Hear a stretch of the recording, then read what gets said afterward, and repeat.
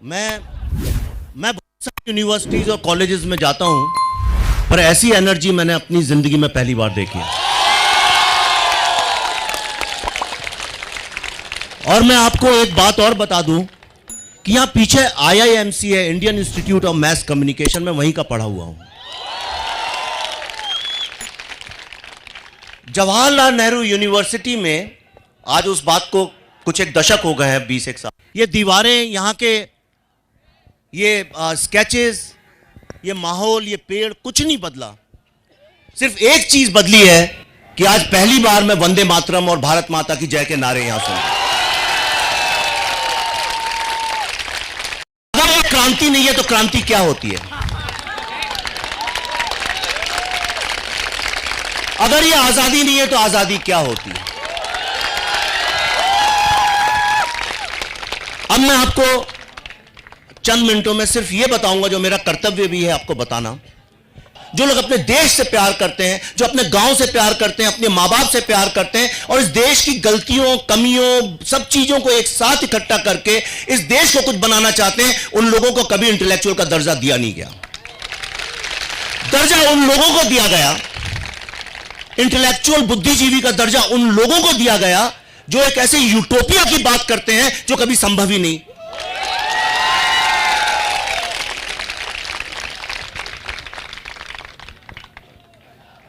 मैंने अपने प्रोफेसर से पूछा था, मुझे याद है यहीं पीछे ये इंस्टीट्यूट इसी कैंपस में है, आप सब जानते होंगे। मैंने अपने प्रोफेसर, जो कह रहे थे कि India needs freedom from lots of evils, Hindustan को आजादी चाहिए, बहुत सारी चीजों से चाहिए। तो मैंने उनसे कहा था बिल्कुल सही है, पर कैसे? और वो जवाब मैं पिछले 30 साल से ढूंढ रहा हूं, मुझे आज तक वो जवाब नहीं मिला कि जिस आजादी की हम बात करते हैं वो हमें कैसे मिलेगी। तो मैंने कहा क्या मेरा कर्तव्य क्या सिर्फ सवाल उठाना है? क्या मैं सिर्फ ये सवाल उठाऊंगा, या मेरे को यह भी देखना है कि जिस आजादी की हम बात करते हैं वो आएगी कैसे? हमें किस चीज से चाहिए ये फ्रीडम? किस चीज से ये आजादी चाहिए? मनुवाद से नहीं चाहिए। मैं गारंटी करता हूं हिंदुस्तान की यूनिवर्सिटी का कोई लड़का नहीं जानता मनुवाद क्या होता है।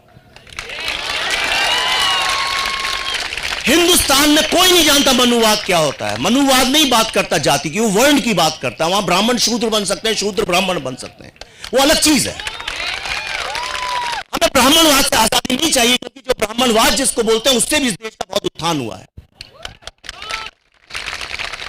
हमको आजादी चाहिए इस देश की मीडियोक्रिटी से, हमको आजादी चाहिए इनएफिशिएंसी से, हमको आजादी चाहिए इनकॉम्पिटेंस से, हमको आजादी चाहिए उन लोगों से जो देश में रह के देश को आगे नहीं बढ़ने देते हैं। क्या कारण है 70 साल की आजादी के बाद, 70 साल की आजादी के बाद इस देश में एक सिंपल एजुकेशन हम नहीं दे पाए? हमें उन लोगों से आजादी चाहिए जिन लोगों ने हिंदुस्तान के मिडिल क्लास, जो असली हिंदुस्तान को रिप्रेजेंट करते हैं, उनकी आवाज को आगे नहीं बढ़ने दिया। सारे इंस्टीट्यूट्स में, सारी यूनिवर्सिटीज में, हर ऐसी जगह पे जहां पे एक विचारधारा पनप सकती है, वहां पे अपने लोगों को बैठाल के एक तरह की आइडियोलॉजी को ही सिर्फ ग्रो करने का मौका दिया। मैं उस नैरेटिव से आजादी हमें चाहिए। इस देश में सिर्फ एक क्रांति की बात की गई है, दूसरी क्रांति की कभी नहीं की गई। वो क्रांति आएगी सिर्फ हिंदुस्तानियत से, वो आएगी कैपिटल बनाने से, वो आएगी वेल्थ बनाने से, वो आएगी जब अपने घर में आप पैसे भेज सकेंगे। कौन भूखे पेट क्रांति कर सकता है? लेकिन कुछ लोग हैं जो चाहते हैं कि लोग भूखे पेट रहें, ताकि वो क्रांति कभी आएगी नहीं और उनकी दुकानें चलती रहें।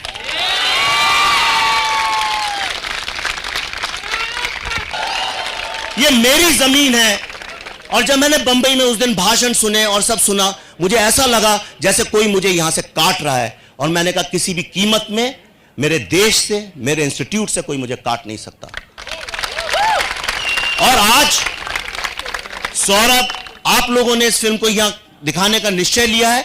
ये स्टूडेंट्स की जीत है, ये फ्रीडम ऑफ स्पीच की जीत है। और मैं आपको आखिर में सिर्फ यह बताना चाहता हूं, यह एक नई क्रांति की नींव है।